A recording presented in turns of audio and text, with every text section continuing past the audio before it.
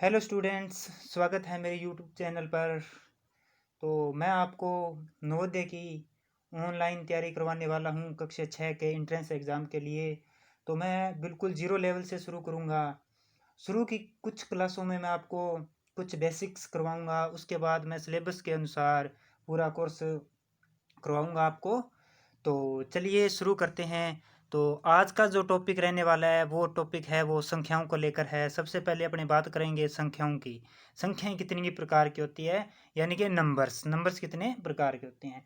Number एक पर सबसे पहले बात करते हैं तो वो है प्राकृतिक संख्याएं यानी नेचुरल नंबर्स। प्राकृतिक संख्याएं यानी कि नेचुरल नंबर्स, इसकी बात करते हैं।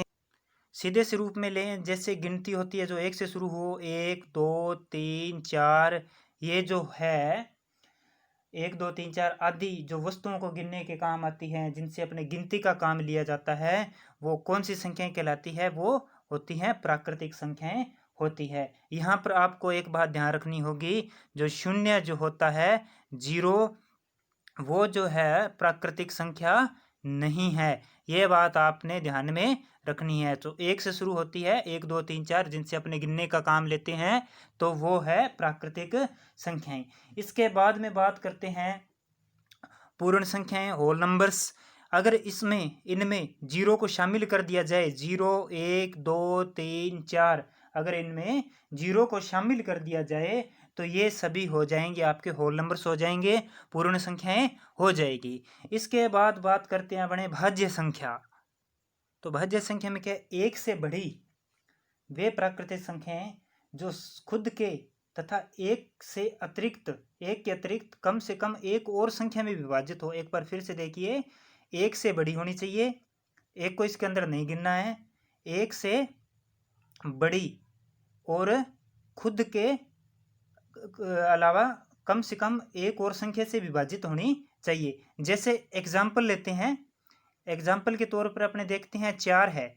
ये जो चार है, एक से विभाजित होगी, दो से विभाजित होगी, और ये खुद से भी विभाजित होगी, यानी कि भाग जाएगा। इस पे एक का भाग लगेगा और चार का, यानी कि एक को छोड़कर और खुद को छोड़कर एक अतिरिक्त संख्या का भी भाग जाना चाहिए। ऐसे ही एक और एग्जाम्पल लेते हैं, जैसे छः है, छः में एक का भाग लगेगा और छः का भाग लगेगा। इसके अलावा छः में भाग जाता है, किसका भाग जाता है? दो का भाग जाता है, तीन का भाग जाता है। तो ये ध्यान रखना है, एक से बड़ी और एक खुद, इनके अलावा कम से कम एक संख्या का भाग और जाना चाहिए, यानी कि इसमें कम से कम एक संख्या का भाग जा रहा है। तो ऐसे ये ज़्यादा भी हो सकती है, दो संख्याओं का भी भाग जा सकता है, तीन का भी भाग जा सकता है। तो ये जो संख्या है ये हो जाएगी भाज्य संख्या। चलो एक और एग्जाम्पल ले लेते हैं। जैसे एक एग्जाम्पल लेते हैं, जैसे 15 है।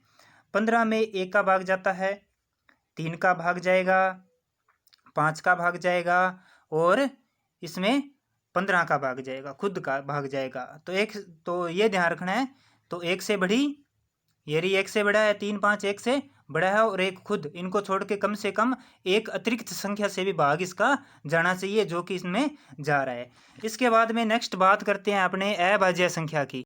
तो इनमें क्या है, एक और स्वयं के अतिरिक्त, एक और जो संख्या ली है उस संख्या के अतिरिक्त अन्य किसी संख्या से भाग ना जाए। जैसे एग्जाम्पल से समझते हैं इसको, जैसे दो है, दो पे एक का भाग जाएगा और दो का खुद का भाग जाएगा, तो ये कौन सी संख्या हो जाएगी? अभाज्य संख्या हो जाएगी।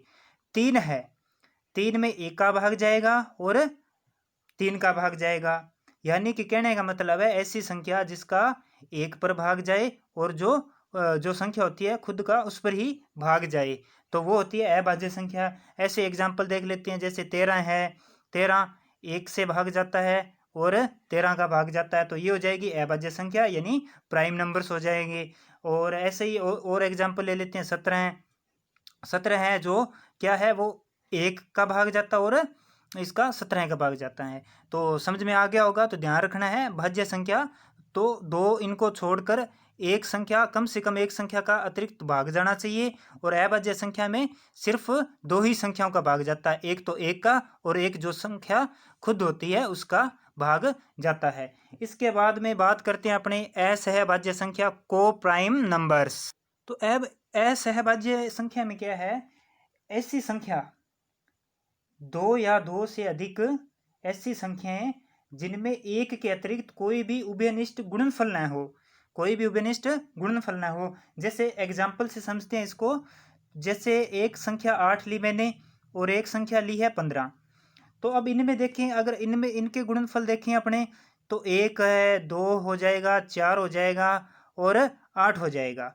15 के गुणनफल इसके देखें तो एक हो जाएगा, 3 हो जाएगा, 5 हो जाएगा और 15 हो जाएगा। यहाँ पर उभयनिष्ठ गुणनफल की बात करनी है। देखो सिर्फ और सिर्फ क्या आ रहा है, इनमें समान एक आ रहा है, तो बाकी तो कोई समान नहीं आ रहा, सिर्फ और सिर्फ समान क्या आ रहा है, एक समान आ रहा है। यानी कि दो या दो से अधिक ऐसी संख्याएं जिनमें एक के अतिरिक्त कोई भी उभयनिष्ठ गुणनफल नहीं हो, तो वे जो संख्याएं हैं वह असहभाज्य संख्या कही जाती है। ऐसे ही एक और एग्जाम्पल लेते हैं, 4 और 7, ये दो संख्याएं हैं। अब 4 देखो, एक से विभाजित, दो से विभाजित और खुद से। 7 जो है वो एक से और 7 से खुद से, तो इसमें उभयनिष्ठ गुणनफल क्या आ रहा है, सिर्फ और सिर्फ क्या आ रहा है, एक आ रहा है। तो ऐसी संख्याएं जो है वो आपकी क्या हो जाएगी, असहभाज्य संख्याएं हो जाएंगी। अब बात करते हैं सम संख्या की। तो जो आपके सम संख्या आती है, ऐसी संख्याएं जो दो से पूर्णतः विभाजित हो जाए, दो से पूर्णतः विभाजित हो जाए, तो वो कौन सी संख्या होगी, यानी विभाजित, यानी कि दो का पूरा पूरा भाग जाना चाहिए, दो का पूरा पूरा भाग जाए, तो वो जो संख्या है वो क्या सी हो जाएगी, आपके सम संख्या हो जाएगी, इवन नंबर्स हो जाएंगे। एग्जाम्पल यानी कि 2, 4, 6, 8, 10 ये आगे से एन तक चलता रहता है। इसके बाद में बात करते हैं विषम संख्या की। विषम संख्याएं यानी कि ओड नंबर्स, ऐसी संख्याएं जिन पर क्या हो, दो का पूरा पूरा भाग ना जाए, दो से विभाजित न हो,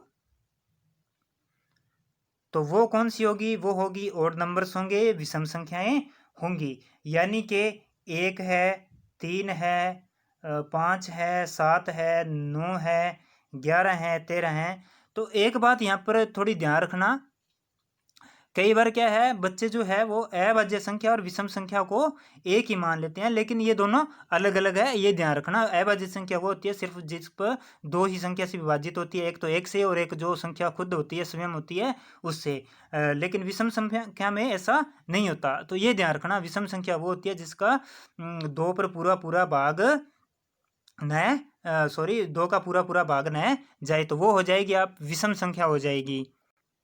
अब बात करते हैं परिमेय संख्याएं, रेशनल नंबर। रेशनल यानी कि रेशनल नंबर्स, यानी कि ये जो कुछ एग्जाम्पल लिखी है मैंने, ऐसी संख्याएं जिनको क्या है, P बटा Q के रूप में लिख सकते हैं, P बटा Q के रूप में लिख सकते हैं। और यहाँ पर एक बात ध्यान में रखने की होती है, ये जो नीचे Q है, हर है, ये कभी भी 0 के बराबर नहीं होना चाहिए। अगर ऐसा होता है तो वो परिमेय संख्या नहीं होगी। जैसे मान लो ये एग्जाम्पल उठा लेता हूँ मैं एक, ये जो एक है, ये दो एग्जाम्पल लेता हूँ, दो, इसके बटा में अगर मैं एक मानूँ तो इसका आंसर निकलेगा, तो इसका आंसर 2 आएगा, तो ये क्या होगी, ये परिमेय संख्या होगी। ऐसे ही अगर मैं ये वाला एग्जाम्पल लूँ, अगर इसको आगे सोल्व करें तो इसका मान आएगा 2, इसके बटा में अगर एक मानूँ तो इसका भाग लगाऊं तो आंसर आएगा 2।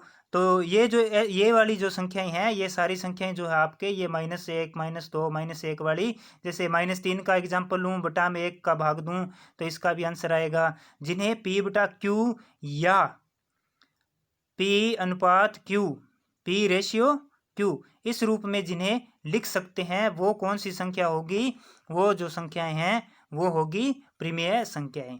और ये एक और एग्जाम्पल है यहाँ पर, ये मैंने लिखा है 2.46। अब इसका मतलब क्या है, ये जो है ये 4 6 4 6 4 6 ये आगे से चलता ही जाएगा, तो ये भी आपने ध्यान रखना है, ये भी कि कौन सी संख्या होती है, परिमेय संख्याएं होती हैं।